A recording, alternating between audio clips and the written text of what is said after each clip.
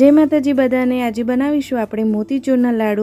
બહારથી પણ તમે લાવવાનું ભૂલી જશો, એટલા સરસ ઘરે પણ બને છે, એટલા સોફ્ટ બનશે ને કે તમે રક્ષાબંધને તો બનાવશો જ, ગણપતિએ પણ ચોક્કસ બનાવશો।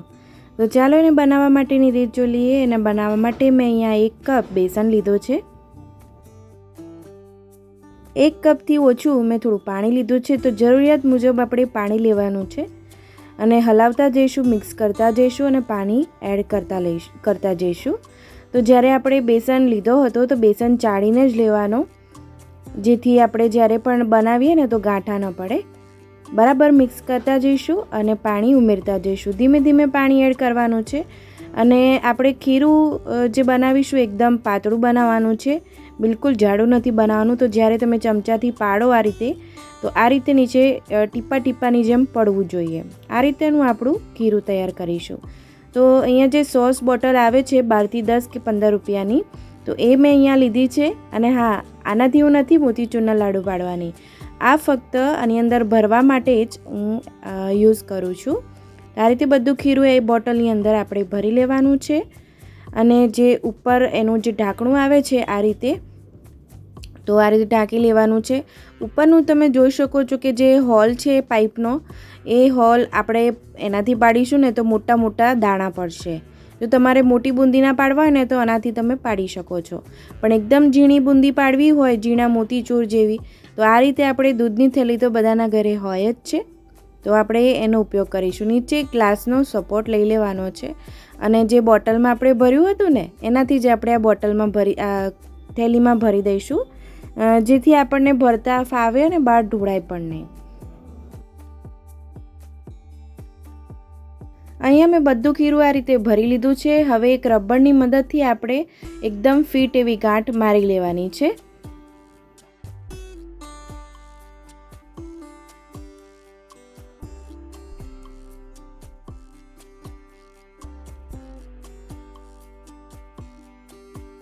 હવે શું કરીશું, આપણે જે એનું આગળનું જે ખૂણિયો છે એનાથી એકદમ ઝીણો આપણે કટિંગ કરીશું। એકદમ ઝીણું કટિંગ કરવાનું છે, કારણ કે આપણે મોતીચૂર બનાવવાના છે, એટલે તમે જોઈ શકો છો એકદમ ઝીણું।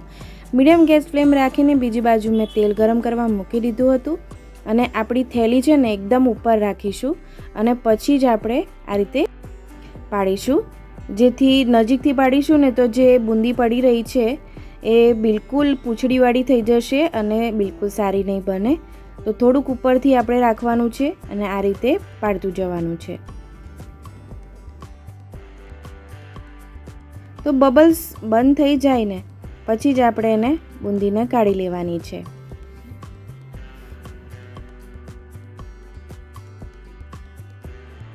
હવે આપણે કાઢી લઈશું, કારણ કે બબલ્સ બેસી ગયા છે। હવે કેટલી ક્રિસ્પી બની છે ને હું તમને બતાવું। જો છે ને આ રીતનાની ક્રિસ્પી બનાવવાની છે।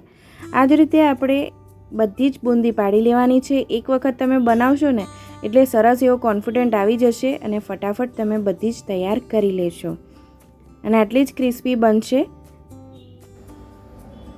1 કપ બેસનમાંથી ઘણી બધી મોતીચૂર બુંદી તૈયાર થઈ જશે। હવે આપણે ચાસણી બનાવવાની છે। તો ચાસણી આપણે ફક્ત ને ફક્ત મિશ્રી ઓગળે ને ત્યાં સુધી જ આપણે એને ગરમ કરવાની છે। 1 તાર કે 2 તાર નથી બનાવવાની। તો મેં અહીંયા મિશ્રીનો ઉપયોગ કર્યો છે, તમે ખાંડનો ઉપયોગ પણ કરી શકો છો। તો જ્યાં સુધી આપણી મિશ્રી ઓગળે ને ત્યાં સુધી જ આપણે ગરમ કરીશું। તો અહીંયા મેં અડધો કપ મિશ્રી લીધી હતી, એની ઉપર 1/4 કપ લીધું અને પાણી અડધો કપ જેટલું પાણી લેવાનું છે। હવે ચપટી જેટલું જ આપણે કલર એડ કરીશું ને કલર ઓપ્શનલ છે, જો તમારે એડ કરવો હોય તો જ કરજો। અહીંયા તમે રોઝ વોટર પણ એડ કરી શકો છો અને કેસર પણ એડ કરી શકો છો। હવે આપણી જે મોતીચૂર બુંદી તૈયાર કરી હતી ને એ એની અંદર એડ કરી દેવાની છે અને સરસ મિક્સ કરી દેવાની છે। તો લગભગ 3 થી 4 મિનિટ એકદમ ધીમી ગેસ ફ્લેમ રાખીને આપણે મિક્સ કરતું જવાનું છે, જ્યાં સુધી આપણી બધી ચાસણી મોતીચૂર બુંદી એબ્ઝોર્બ ન કરી લે ને ત્યાં સુધી આપણે મિક્સ કરતું જવાનું છે। તો મિક્સ થઈ ગઈ છે, તમે જોઈ શકો છો। હવે આપણો જે બુંદીનો ટેસ્ટ ઘીમાં તળી હોય એવો લાવવા માટે આપણે 2 ચમચી ઘી એડ કરીશું, જેથી આપણે જ્યારે લાડુ ખાઈએ ને તો ઘીનો ટેસ્ટ આવે। દુકાનવાળા પણ તેલમાં જ તળતા હોય છે, આ રીતે ઉપરથી ઘી એડ કરતા હોય છે. હવે ગેસ આપણે બંધ કરી દઈશું. હવે આપણે આ મિક્સચરને ઠંડુ કરવાનું છે, એટલે કોઈ પણ એક વાડકામાં કે થાળીમાં આપણે કાઢી લેવાનું છે. અહીંયા મેં મગજતરીના બીજ લીધા છે, તો 2 ટેબલસ્પૂન જેટલા આની અંદર એડ કરીશું અને મિક્સ કરી લઈશું. આ મિક્સચરને આપણે ઠંડુ થવા દેવાનું છે, પછી જ આપણે લાડુને વાળવાના છે. જો તમને મારો વિડીયો ગમ્યો હોય તો લાઇક, શેર અને સબસ્ક્રાઈબ કરજો. અને તમે મારો વિડીયો ક્યાંથી જોઈ રહ્યા છો ને એ પણ ચોક્કસ કમેન્ટમાં લખજો.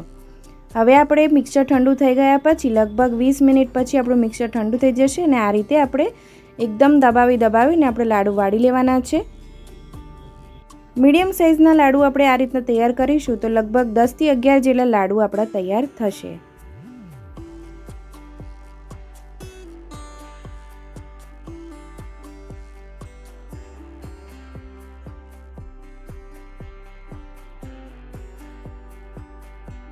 બહારથી લાવવાનું તમે ચોક્કસ ભૂલી જવાના છો. આ રીતથી તમે ચોક્કસ ટ્રાય કરજો અને મને કમેન્ટમાં ચોક્કસ જણાવજો કે આપણા મોતીચૂરના લાડુ કેવા બન્યા છે. આવજો.